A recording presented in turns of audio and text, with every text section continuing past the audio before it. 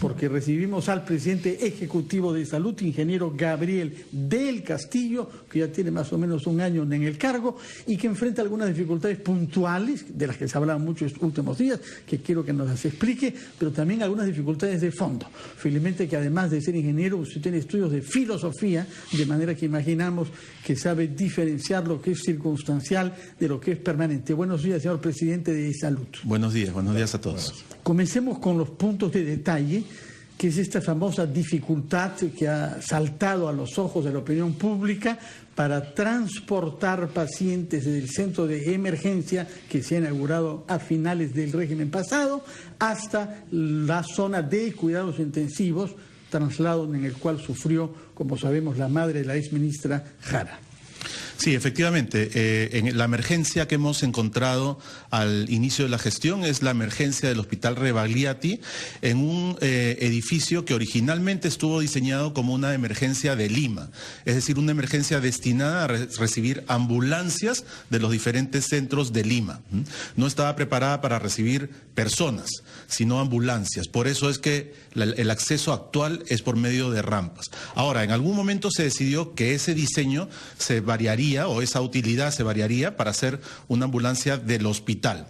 Y al diseñarlo o al definir esto, se encuentra con el tema de cómo comunicar esa emergencia con el hospital, ya que tienen una distancia de unos 150 metros. Y se define un puente de ambulancias por la calle, efectivamente. Ya que hay que salir a la calle y darte una vuelta a la manzana. Hay que salir a Domingo Cueto para poder acceder por el lado de la emergencia antigua o algún otro lugar al Rebagliati. Eso quiere decir que falta una comunicación física. Efectivamente se recibió un diseño de puente, un diseño de un puente elevado, más que en una parte es un puente y en otra es un camino a nivel. Y ese puente elevado es un puente que consta de aire acondicionado, presión positiva, aspersores, sistema contra incendios, una serie de aditamentos y una serie de características. Todo esto para 150 metros. Para 150 metros y como digo, un puente de 7 millones de soles. Era muy caro, sí, llamó la atención. Un puente caro y con una serie de prestaciones con camillas eléctricas, etcétera. Así es. Pues tenemos que hacer una pausa para, digamos, reponernos estas cifras y cuando regresemos a la pausa nos explicará el estado en que halló usted ese proyecto y qué es lo que se va a hacer finalmente. Primero la pausa, ingeniero del Castillo Mori. Son las 9:18, estamos conversando con el presidente de Salud, el ingeniero Castillo o del Castillo Mori, que nos está explicando que cuando usted asumió sus funciones se halló con un proyecto de puente que para 150 metros costaba 7 millones de soles. ¿Qué es lo que se va a hacer finalmente? Así es, encontramos ese proyecto, lo diagnosticamos, analizamos y concluimos que es posible hacer un puente más simple y un puente desde el primer piso, porque este era elevado desde el segundo piso. Ese proyecto lo tenemos y vamos a ponerle toda la urgencia necesaria para construirlo lo antes posible. Y es un proyecto que ascendería a unos 2 millones de soles como máximo. Ahora, sobre este puente, ¿quién lo aprueba finalmente? Porque lo que no me informo es que fue la gerenta de infraestructura de su gestión, la señora Elena Cruzado, que esa no es una decisión de la presidencia ejecutiva. Bueno, es una decisión de la institución en la persona del gerente de inversiones. Efectivamente, ese puente y cualquier puente lo tiene que definir la institución dentro de su autonomía para la construcción de... Pero, por ejemplo, ¿señora Elena Cruzado sigue trabajando? Elena Cruzado se ha mantenido de la gestión anterior hasta ahora y es la gerente de inversiones. Como para decirle que mejore su calidad de elección de proyectos, ¿no? ¿Por qué una persona que maneja los proyectos de esa manera irresponsable queda en Salud?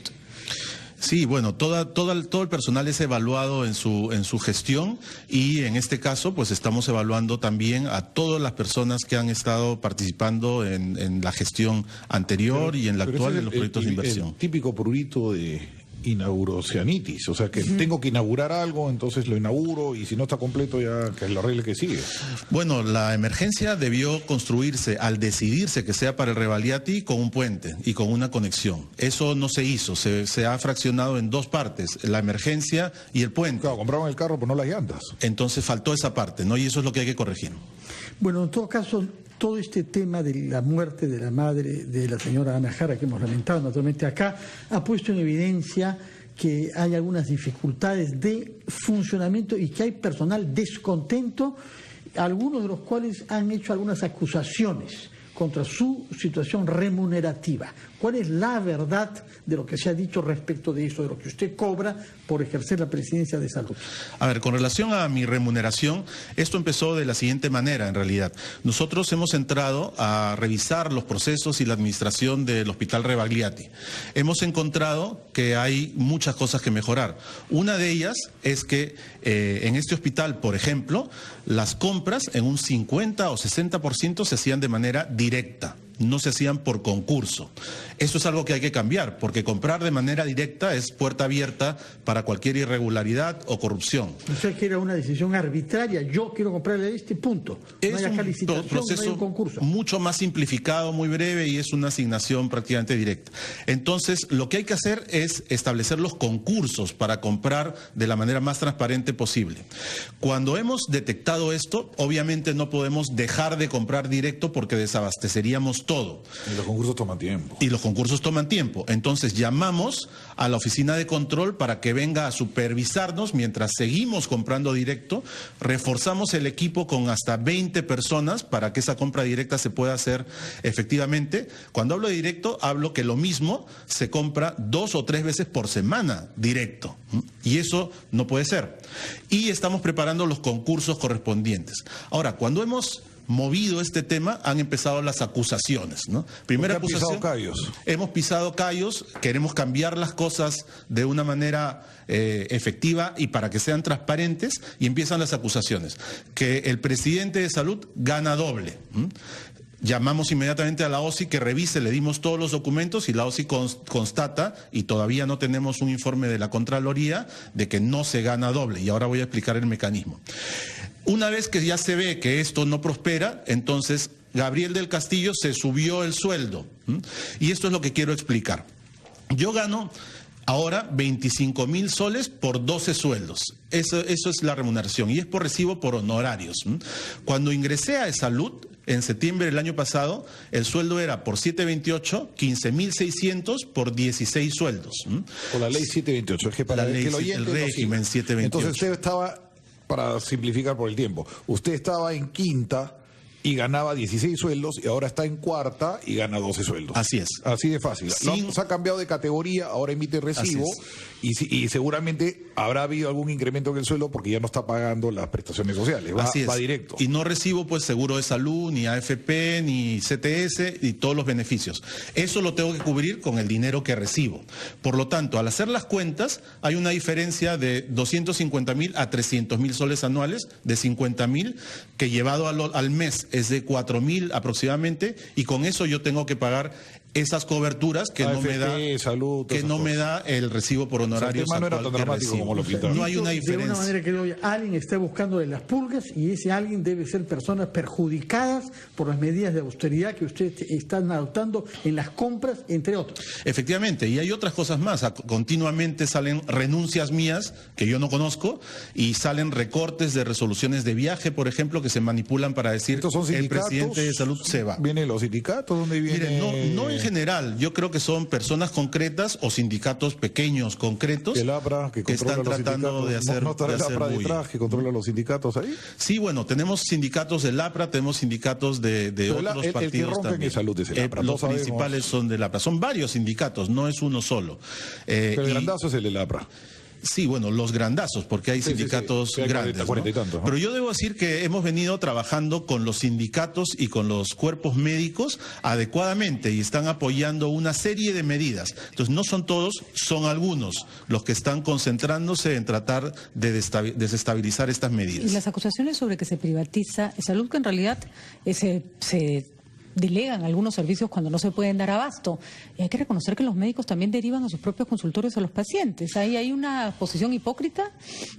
Bueno, si existiera eso, es corrupción y eso no se debe permitir. Lo que estamos haciendo es, hemos creado desde el 16 de agosto, ya ha salido en el peruano, una unidad de integridad que va a hacer todas las investigaciones de corrupción y de sospechas de corrupción. Vamos a lanzar gente, vamos a analizar datos para encontrar estas cosas. Si un médico no asiste a ese horario, o si un administrativo comete una falta, mucho porque los médicos se pintan como los angelitos abnegados, pero uno ha escuchado la conversación de Moreno y hay unas mafias de padre y señor mío. Sí, ahora, también es cierto... doctor Moreno lo que hablaba. Por supuesto. Deja malogrado el aparato para que lo mandes a mi consultorio, era terrible. O sea, eran unos demonios. Hay casos aislados o pueden haber casos aislados, efectivamente, pero es necesario decir también que hay médicos muy buenos, de alta competencia y muy éticos. Y esa es la mayoría de los médicos y la mayoría del personal asistencial y del personal en general de salud. Y muchos de ellos, las organizaciones sindicales incluidas, no aprueban estos comportamientos y de hecho estamos trabajando en coordinación con ellos para detectarlos y eliminarlos. Estas iniciativas que salió un momento de fusionar en cierta medida las atenciones de salud y el MINSA, me imagino que PPK, ¿qué le parece a usted?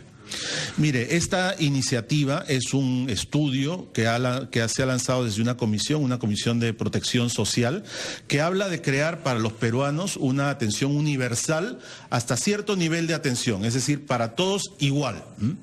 Ahora, cuando se plantea eso, surgen una serie de preguntas que hay que resolver, ¿no? Y los que ya damos atención primaria, ¿cómo hacemos? Y si la infraestructura que nosotros dedicamos a atención primaria la tenemos que usar para esto, ¿quién nos paga? ¿O a dónde se transfieren? Y los trabajadores que trabajan en este tipo de atención, ¿cuál es su destino? Hay muchas preguntas que resolver. Yo creo que por ahora es una idea que se va a tener que discutir y debatir. ¿Por qué no me atienden a mí si yo pago y él no paga? Por supuesto. El fondo y los activos de salud son de los aportantes. Se va a incrementar la cantidad de gente que va a entrar, ¿no? Se ha aceptado algunas condiciones del sindicato que no eran aceptables. Por ejemplo, se está pagando el bono del Día de la Madre, que se tiene que pagar retroactivamente 30 millones de soles. Dice que la gestión anterior se negó a rajatabla a pagar ese derecho que exigían los médicos. No ha habido bono del Día de la Madre. Lo que ha habido a lo largo del año ha sido lo siguiente. Se negocia la canasta de Navidad, se negocia el bono del uniforme y en la emergencia se otorga un bono de 1.500 soles para los trabajadores de la zona de emergencia y luego se llega mediante una sentencia judicial a un pago que nos obligamos a hacer de 1.600 soles para un grupo de trabajadores que por criterios de equidad se ha generalizado para el conjunto. Y era una aspiración que tenían hace muchos años embalsada. Ellos, en verdad se llama el bono de cierre de pliego, pero se desnaturalizó, ya se volvió un bono de la administración en general. Bueno, eso es lo que se llama coloquialmente el bono por el Día de la Madre. O sea, no tiene mayor sustento y no solo se le ha dado a los que lo reclaman, sino se les ha dado a todos. Sí, me encantaría que nos pase a nosotros en el trabajo también, sí, que el bono que le corresponde a Aldo pues lo generalicen para todos, o sí, el mío no estaba todos. Ligado al Día de la Madre, sino que era un bono que se pagaba anteriormente y los trabajadores pensaban y piensan que tienen derecho y lo ponen a definir en el Poder Judicial o en arbitrajes. O sea que las decisiones se toman por esas vías. Cuando usted asumió funciones, habían 53 proyectos de infraestructura en construcción. ¿Cómo marchan esos proyectos? ¿Cuántos ha podido destrabar? Sí, esos proyectos están avanzando y son proyectos que están en diferentes etapas. Por ejemplo, en Piura y en Chimbote tenemos un proyecto de asociación pública-privada, 2 proyectos de hospitales que están lanzándose. Tenemos diferentes proyectos ya de inversión pública pura, es decir, no contratamos un privado para que nos los administre. Por ejemplo, en Pasco, en Puno, en Huaraz, hay diferentes hospitales. Y hay otros proyectos de ampliación de infraestructura existente. Así que estamos trabajando en todos ellos. Pero también estamos haciendo otra cosa. Hemos recibido una serie de redes hospitalarias pequeñas, fraccionadas a nivel de región. Y lo que necesita salud son... Doctor, discúlpeme, ingeniero, pero que tenemos que hacer una pausa. Quisiera regresar con este tema. Seguimos. Y preguntarle también en qué situación está el proceso disciplinario de los eventuales responsables de lo que sucedió con la madre de Ana Jara. Primero la pausa.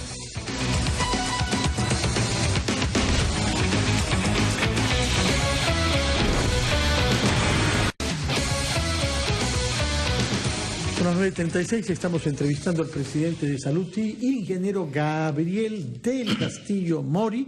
Hay temas de fondo, pero hay un tema puntual que ha venido circulando en redes, en donde se pregunta si usted está asegurado o no en la institución que usted preside. Sí, yo tengo seguro de salud, pero no a través de la institución por mi trabajo en e-salud, sino que aparte de esa función yo soy docente, es una de las actividades que se me permite. Y por esa función de docencia tengo planilla en una universidad privada y por lo tanto soy asegurado de salud. La llamada ley Vitocho, que le quitó las gratificaciones ya no estaban sujetas a los descuentos de salud. ¿Los ha desfinanciado seriamente? Sí, eso ha tenido un impacto importante. Efectivamente, salud, cuando sumas y restas, al final sale un déficit que es cubierto con dinero de etapas anteriores, de ejercicios anteriores que FONAFE nos autoriza a usar para cubrir.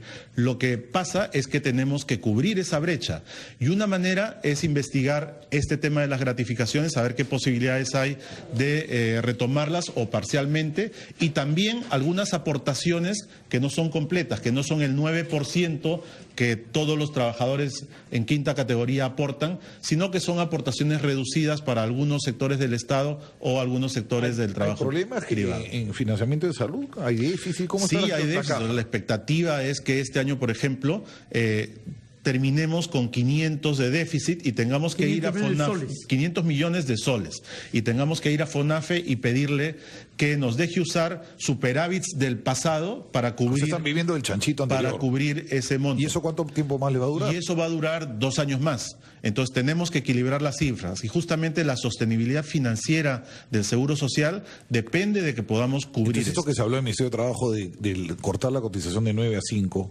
es un disparate, no podría darse. Sí, en ese momento no podemos cortar la cotización de 9 a 5, ni tampoco corresponde 9%, técnicamente. 9% a 5%. No corresponde técnicamente porque lo que se aporta debe cubrir lo que se da como servicio.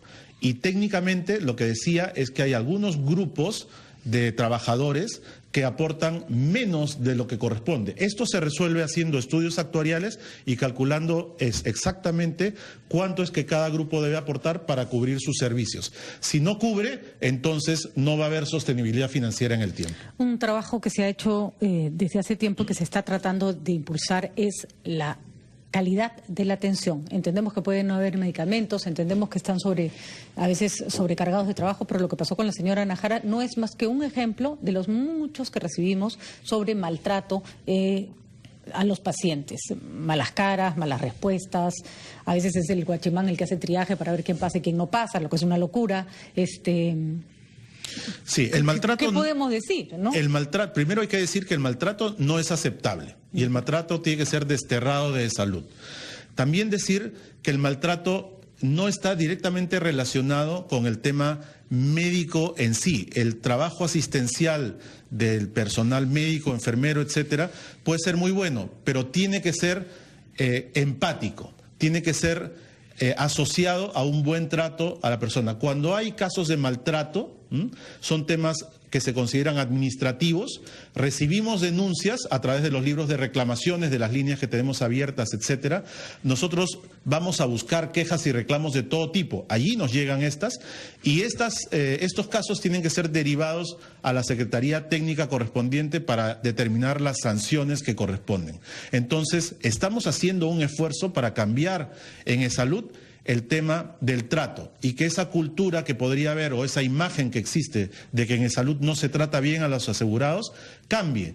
Hemos creado una gerencia de atención al asegurado, la hemos potenciado y estamos yendo a encontrar oportunidades de mejora en diferentes puntos, en las redes hospitalarias, en los mostradores de atención, etcétera, para que el asegurado cuando venga sea un asegurado confiado en que se le va a atender de cerca y empáticamente. Ojalá que así sea. Muchas gracias por su presencia y lo iremos a ver esta noche cuando clausure el Foro Internacional de Sostenibilidad Financiera de las Seguridades Sociales de América Latina, con la presencia de invitados de otras regiones del mundo.